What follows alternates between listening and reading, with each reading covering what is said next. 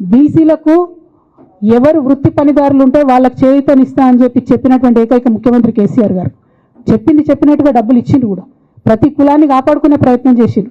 అది కాదా సామాజిక తెలంగాణ? నేను మే 1 నాడు లేబర్ డే రోజు మాట్లాడితే దాన్ని చిల్వలు పలువలు చేసి సామాజిక తెలంగాణ పేరుతోని కవిత పార్టీ పెడుతుందని చెప్పి నేను నిన్న చెప్పిన 2 పేర్లు పని కట్టుకొని నా మీద దుష్ప్రచారం చేసిండ్రు. నేనేమైనా తప్పు మాట్లాడినా? బీఆర్ఎస్ పార్టీ వ్యతిరేకమా సామాజిక తెలంగాణ నినాదానికి? బీఆర్ఎస్ పార్టీకి సామాజిక తెలంగాణ అవసరం లేదా? భౌగోళిక తెలంగాణ వస్తే సరిపోతుందా? బంగారు తెలంగాణ కావాలని కేసీఆర్ గారు ఇచ్చిన నినాదమే కదా. బంగారు తెలంగాణ అంటే ఏంది? హరీష్ రావు ఇంట్లో బంగారం ఉంటే, సంతోష్ రావు ఇంట్లో బంగారం ఉంటే బంగారు తెలంగాణ అవుతుందా? కాదు కదా. ప్రతి ఒక్క సమాజం బాగుంటేనే బంగారు తెలంగాణ అవుతుంది. నేను అదే కదా మాట్లాడినా. దానికి ఇష్టం వచ్చినట్టు నా మీద స్టోరీ లేపిస్తే నేను భవన్లో పోయి కూర్చొని బాజాప్తా, ఎక్కడో కాదు, బయట ప్రెస్ మీట్ పెట్టలేదు, ఏ ప్రెస్ క్లబ్లో పెట్టలేదు, డైరెక్ట్గా తెలంగాణ భవన్ నా ఆఫీస్ అండి, నా పార్టీ భవన్లో పోయి కూర్చొని నేనేం చెప్పినా? నా మీద కుట్రలు జరుగుతున్నది, నా మీద విషప్రచారం జరుగుతున్నది అని చెప్పిన. నేను రామన్నను బుజ్జగించి గడ్డం పట్టుకొని అడుగుతా ఉన్నా, అన్న నీ చెల్లెని, ఒక మహిళా ఎమ్మెల్సీని మన పార్టీ ఆఫీస్లో కూర్చొని నా మీద కుట్రలు జరుగుతున్నాయని నేనంటే మీరు వర్కింగ్ ప్రెసిడెంట్గా ఉన్నారన్నా, ఫోన్ చేయరా అన్న నాకు? ఏమైంది బేటా, ఎందుకు బాధపడుతున్నావు అని ఫోన్ చేయరా? ఇది ఎప్పుడు జరిగిన ఇన్సిడెంటు?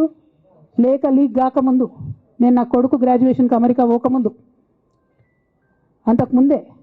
మరి మీరు వర్కింగ్ ప్రెసిడెంట్ కదన్నా, నేను పార్టీ ఎమ్మెల్సీని కదా. చెల్లెలు అన్న బంధుత్వాలు పక్కన పెడదాం ఒక్క నిమిషం. ప్రొఫెషనల్ సెటప్లో ఒక పొలిటికల్ పార్టీలో ఒక మహిళా ఎమ్మెల్సీ భవన్లో కూర్చొని నా మీద కుట్రలు జరుగుతున్నాయంటే మీరు మాట్లాడినరా అన్న? 103 రోజులు అయిపోయిందన్న ఇయ్యాలటికి, ఒక్క మాట మాట్లాడినరా? కేసీఆర్ గారు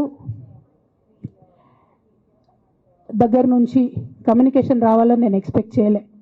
వారు పెద్దవారు, వారికి అనేకమైన పనులు ఉంటాయి. మొత్తం పార్టీని ఇప్పుడు పునర్నిర్మించుకోవాల్సిన అవసరం ఉంది. తెలంగాణకు జరుగుతున్నటువంటి అన్యాయాన్ని వారు ఎప్పటికప్పుడు దిశానిర్దేశం చేయాల్సిన అవసరం ఉంది. కానీ వర్కింగ్ ప్రెసిడెంట్ గారి దగ్గర నుంచి ఫోన్ రాకపోవడం మాత్రం ఒక మాట అనిపించింది నాకు. నేను కేసీఆర్ గారి బిడ్డను, నేను కూర్చొని ప్రెస్ మీట్ పెడితేనే రెస్పాన్స్ రాలేదంటే మరి ఇంకో మామూలు మహిళా కార్యకర్తకు బీఆర్ఎస్ పార్టీలో మన అన్యాయం జరిగితే రెస్పాన్స్ వస్తుందా? నాకైతే అనిపించలేదు.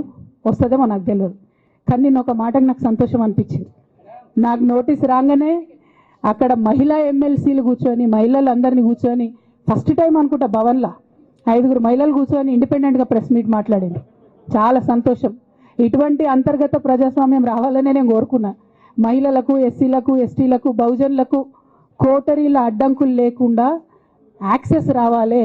అది మైక్కి యాక్సెస్ రావాలి, బాస్కి యాక్సెస్ రావాలనే నేను అనుకున్నా. అది జరిగింది, చాలా సంతోషం. నన్ను సస్పెండ్ చేసినాక అయినా పర్లేదు, కానీ జరిగింది. నిన్న మహిళలందరూ కూర్చొని మాట్లాడారు. నేనేమంటున్నా అంటే